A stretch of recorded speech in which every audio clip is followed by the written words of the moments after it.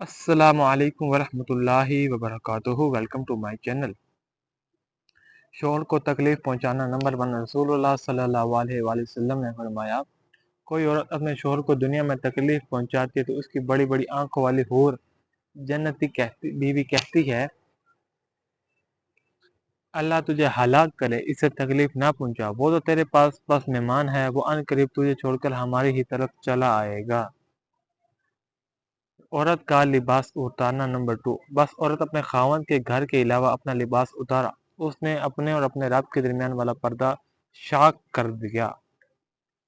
रसूलुल्लाह सल्लल्लाहु अलैहि वसल्लम ने फरमाया, शोहर तुम्हारी जन्नत ओहलिया है, यानी अताअत करो तो जन्नत, वरना निसाई जहन्नम जहन्नम जहन्नम का सबब है।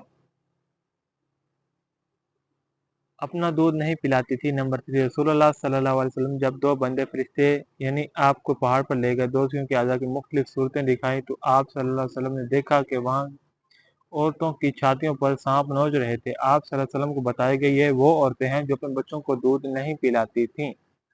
आज की वीडियो के लिए ये बहुत है, मिलते हैं अगली वीडियो के साथ। तो अभी के लिए अस्सलाम वालेकुम दोस्तों। हम बहुत मुश्किल से वीडियो बनाते हैं, तो प्लीज़ हमारे चैनल को सब्सक्राइब करें, बेल आइकन को प्रेस करें प्लीज़।